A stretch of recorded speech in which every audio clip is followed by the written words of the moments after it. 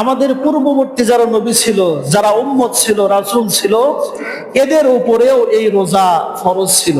ফাতহুল বারী এবং মুসলিম এই দুইটি হাদিসের কিতাবের ভিতরে এসেছে যে আদম আলাইহিস সালাম প্রতি মাসে 3টি রোজা রাখতেন, যেটাকে আমরা আইয়ামে বীজ বলে থাকি। চন্দ্র মাসের 13, 14 এবং 15 এই 3টা রোজাকে আমরা আইয়ামে বীজ বলি। একেবারে মাঝের রোজা, এই রোজাটা রেখেছেন সাইয়েদানা আবুল বাশার হযরত আদম আলাইহিস সালাম। একবার বলি সুবহানাল্লাহ।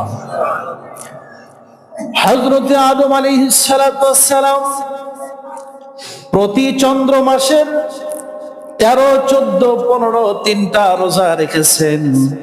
আর আদমে সানি হযরতে নূহ আলাইহিস সালাম তিনি এমন ভাবে রোজা রেখেছেন, মুসলিম শরীফের হাদিসে এসেছে হযরতে নূহ আলাইহিস সালাম এত কষ্ট করেছেন, এত আল্লাহর পথে জিহাদ করেছেন, শুধুমাত্র কেবলমাত্র বছরের 2টা দিন ব্যতীত পয়গম্বর নূহ আলাইহিস সালাম সারা বছর রোজা রেখেছেন। বলে সুবহানাল্লাহ। হযরত ইব্রাহিম আলাইহিস সালাম প্রতি মাসের 3টা করে রোজা রেখেছেন আবুল বাশার আদম নবীর সুন্নাত অনুযায়ী।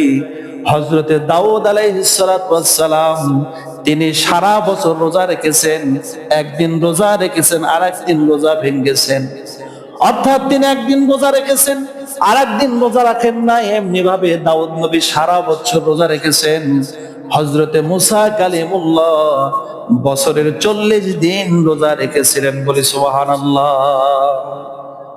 এমনি ভাবে প্রত্যেক নবী এবং রাসূল এবং তাদের উম্মতের উপরে রোজা ফরজ ছিল।